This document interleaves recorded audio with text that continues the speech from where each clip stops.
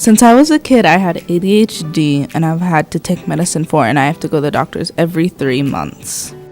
ADHD has affected me through school with my learning, and I have to have an IEP, and it makes me get distracted very easily.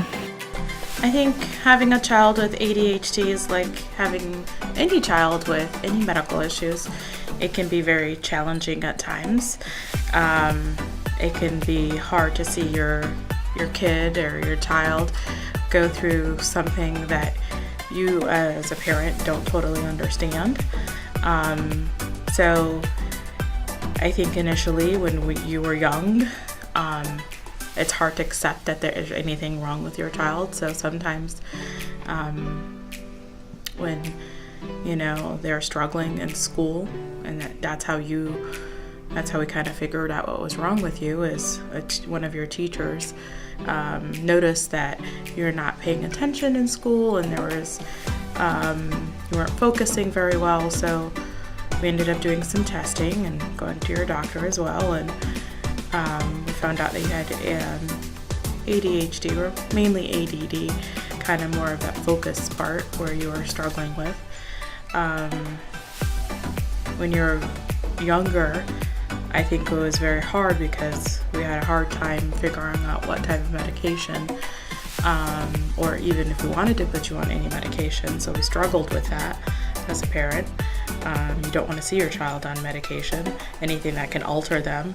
So I think it was very hard seeing you go through all the things we had to, all the different medications and the side effects that you had to overcome to get you to the point where you are right now.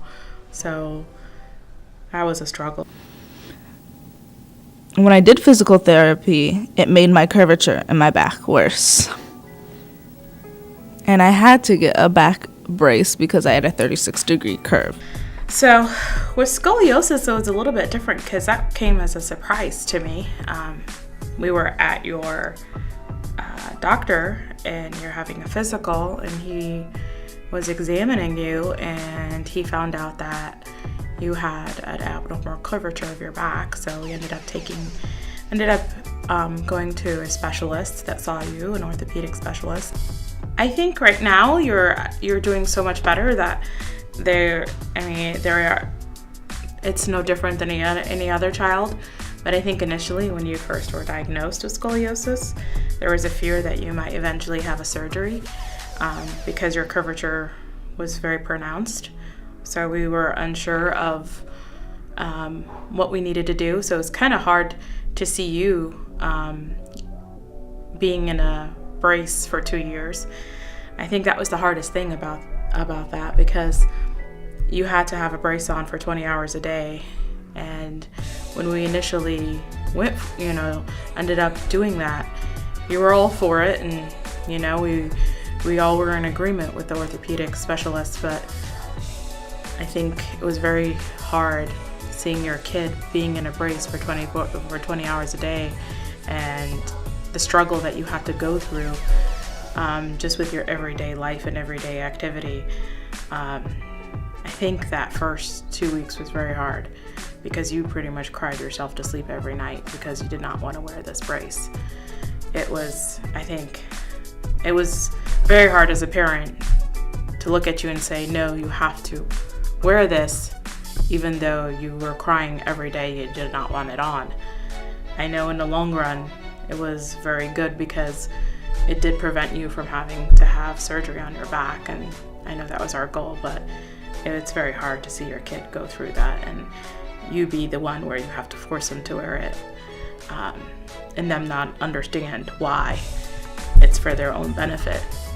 So I think that was very hard as a parent to be able to have to enforce that on them, or enforce pain on their child, even though, it was for the greater good.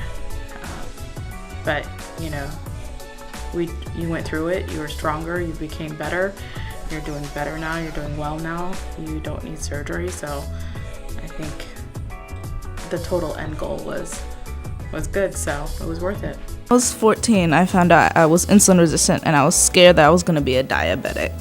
So I think it's not the insulin resistance itself, it's the fear of the future. I mean, we had to go to the doctor, you had to go see an endocrinologist, you had to be put on medication, you have to be closely monitored. I think it's the fear of the future, you being such a young girl when you were diagnosed, the fear of you having diabetes at a very early on in your life is going to be struggle. Just being in the medical field myself, knowing the long-term complications of diabetes and what the projected outcomes are is very hard to see in your own kid, because if you do end up getting diabetes at such a young age, then your complications are going to be seen, 10, 20 years from now. You'd still be very young. And I think the fear of that and the fear of that future is, I think, what's hard. Was hard for me as a parent to recognize. It's like, what can I do to help you? I know a lot of it was genetics, and a lot of it plays a role in our family history, but in your family history as well. But I think I was very afraid for you, because I did not want you to become a diabetic, or if there's anything that we could do to either prevent it or prolong it, then we should do it.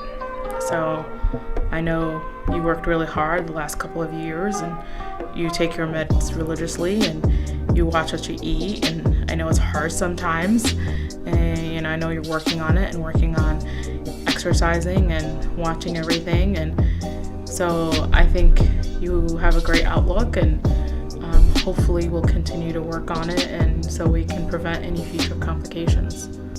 When I was 16, on October 4th of 2017, I found out I have anxiety. And then I've been going through counseling to help me with my anxiety, and the band Why Don't We helped me through my anxiety, and my friends, my new friends. I think with everything that you had to go through in your young life, I think that was very hard for me as a parent. Anxiety, when you first started having panic attacks and anxiety and having, difficulties understanding life and coping with what life is offering with everything that was going on, it being medical, physical, or emotional, it was very hard, and I was very afraid as your parent, because in that moment, you as a parent, you doubt yourself as to, is there something I could have done better? Is there something that I did not notice? Is there something going on that I don't know about, that I just don't realize what's going on? So I think when you started having your panic attacks and everything that came along with it, and the depression and suicidal thoughts and all of that, it was very hard for me to know what to do. As a parent, that is your worst fear, is your kid not being able to cope with what life has to bring, because unfortunately it does get harder from here. It doesn't get easier. Adulthood, as parents, we are getting you ready for adulthood, and if we're not succeeding now, I think it's hard to be able to succeed, for you to succeed as an adult. So I think that was the most hardest thing. I would not wish that on any parent, to see their kid go through that, and I know we've worked very hard to get you better with your doctor, with your counselor, and I think that for me as a parent was the hardest thing I had to go through with you and your sister. It's very overwhelming, but I know that we are both together learning how to cope and how to manage, your anxiety, and how to manage everything, and I hope to continue to do that, and that you continue to open up to me as your parent, and that I can help you in any way I can, so you can become a successful adult, And that's all a parent can ever wish for. They want to see their kids happy, healthy, and be successful in life. And I will continue to do that and work on that with you. With my anxiety, I'm still dealing with it and overcoming it, but I'm coping with it well and learning how to cope with it through drawing, listening to music, coloring, painting, especially Why Don't We has helped me, and my best friend. This is how I came over my medical problems.